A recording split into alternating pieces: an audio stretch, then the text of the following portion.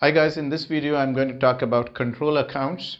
What are control accounts, why we need them, what is the importance of control account, how they are useful to us.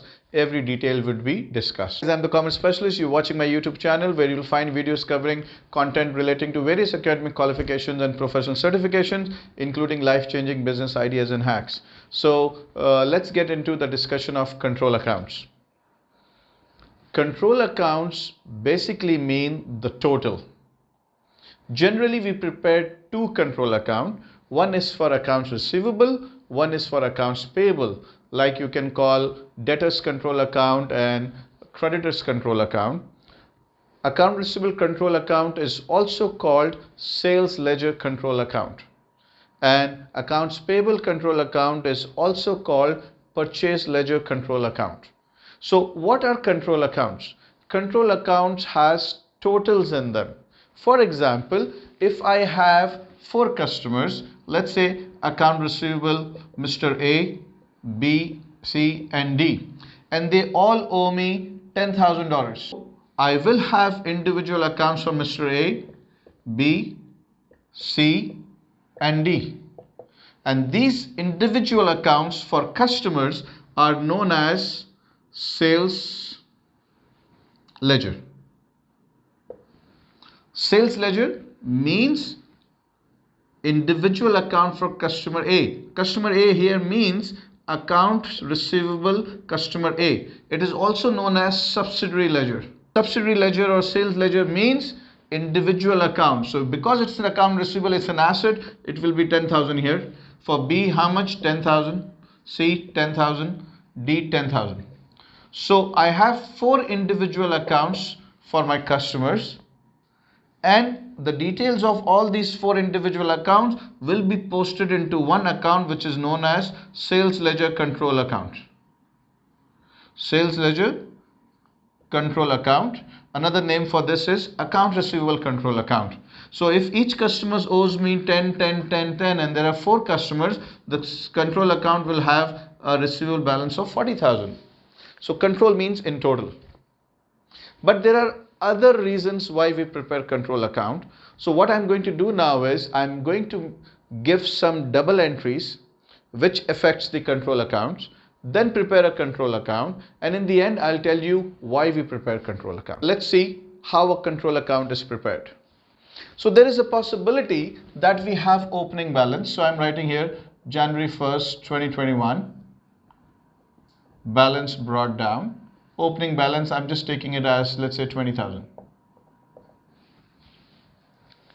So opening balance of 20,000. That means from last year we could not collect receivables. That is reflecting here. A total of 20,000 at the beginning of the year was receivable from the customers.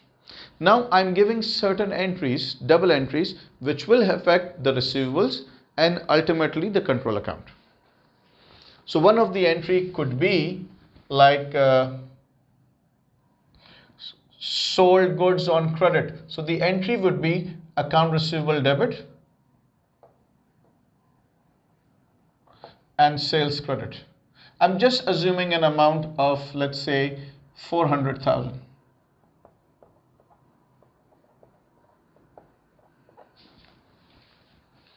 Then let's say sales return. The entry is always sales return. You can call it sales return, you can call it return inwards, and you credit account receivable. Say 5,000. Another entry which will affect the control account is discount allowed. You can call it discount allowed, you can call it sales discount, and you credit account receivable. Say 15,000. Another entry which may affect control account is the cash collected from customer. Cash debit, account receivable credit. Say 100,000. Then another entry which may affect your receivables is bad debts written off, direct write-off of bad debts. The entry is like this: bad debts written off debit, and you credit account receivable. Say 10,000. Another entry which may affect receivables could be interest charge on receivables. What happened? We give credit to the customers. They're supposed to pay us by a certain date. If they don't, we charge them interest on their outstanding balance.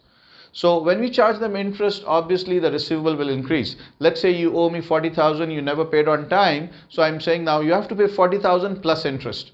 Let's say 10%. So 10% of 40,000 will be 4,000. Okay. So this is how we record. We debit account receivable because now you have to pay me more. So interest charge is 4,000, and we credit interest income.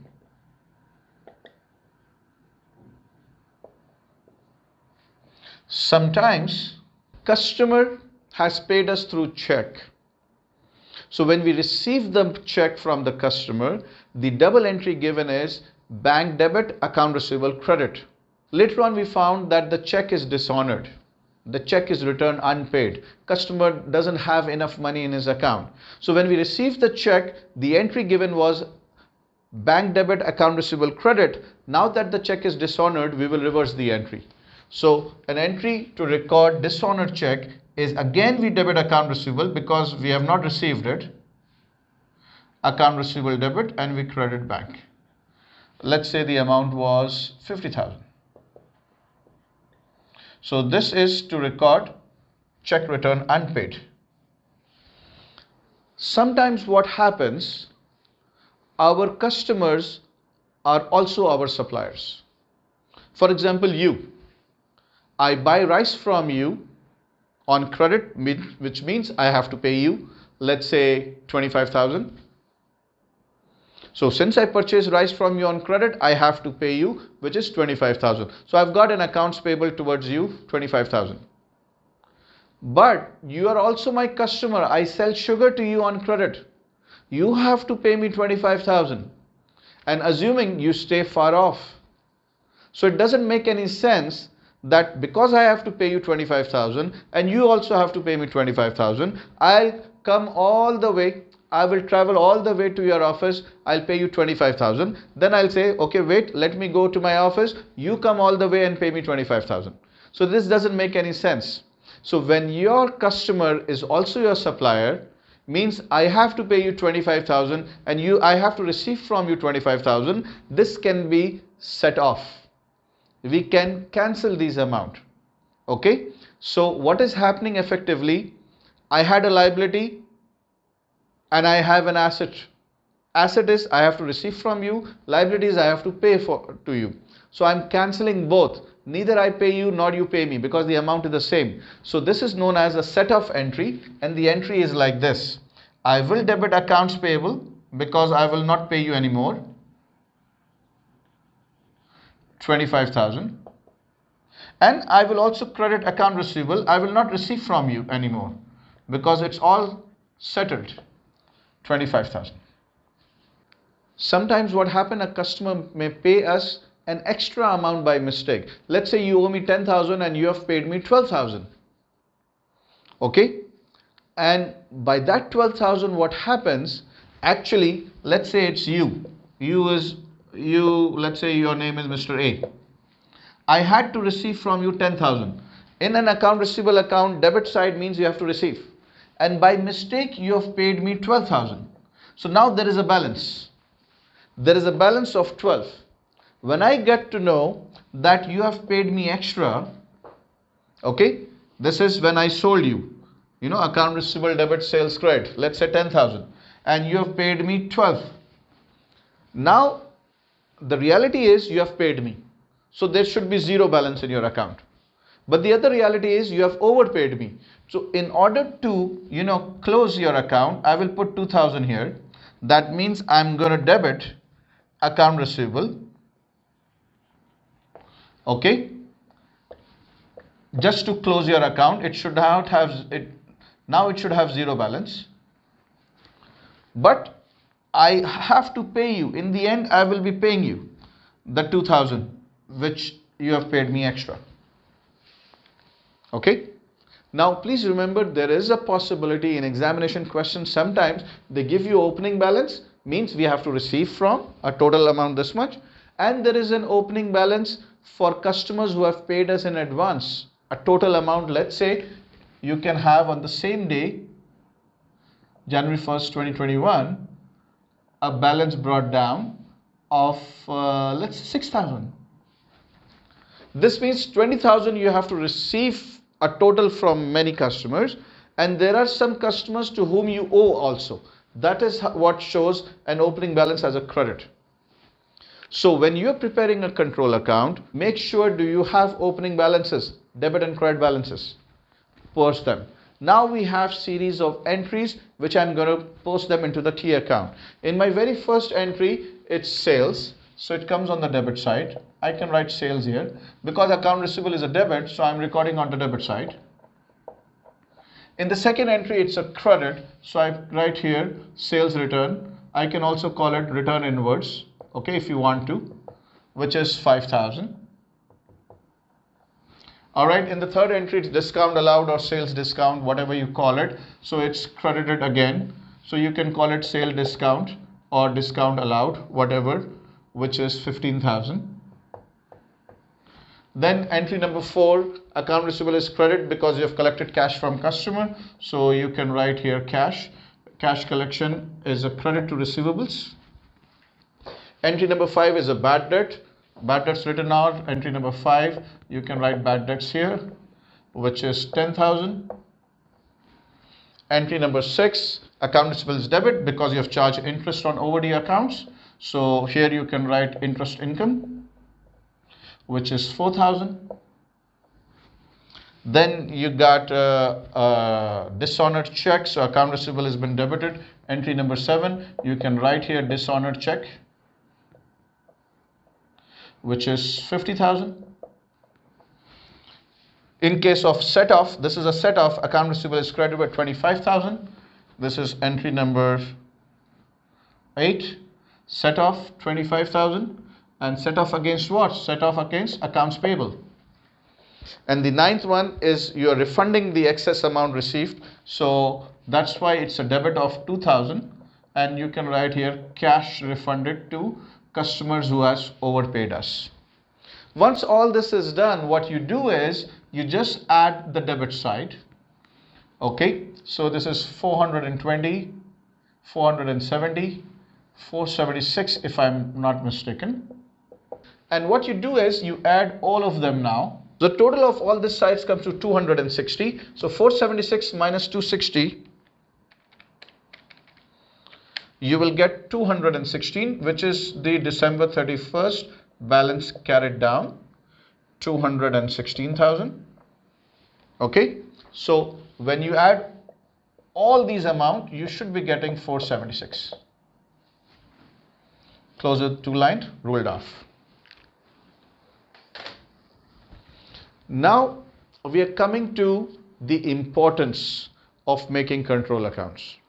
Number 1, obviously you are tested in your exams. Number 2, practically why control accounts are prepared, just to figure out if there are some errors. Because whatever entry is posted into the individual customer's account is also posted here. So we can check for reconciliation as well. Another reason for preparing control account is to avoid frauds. How we can do that? By segregation of duties. Let's say in an organization, when customers pays cash, when cash is collected from customers, there will be one person who will be posting this cash collection into the relevant customer's account, individual account, which we call subsidiary ledger or sales ledger. But there will be another person who will be posting the same amount in the control account as well. Because whatever is posted in the individual account, same is posted into the control account. What if the person who's posting into the individual customer's account pockets the money? Cash is collected, but he's not recorded. But once money is received, an intimation is sent to the person who's maintaining the control account, he will be recording there. So discrepancies can be figured out.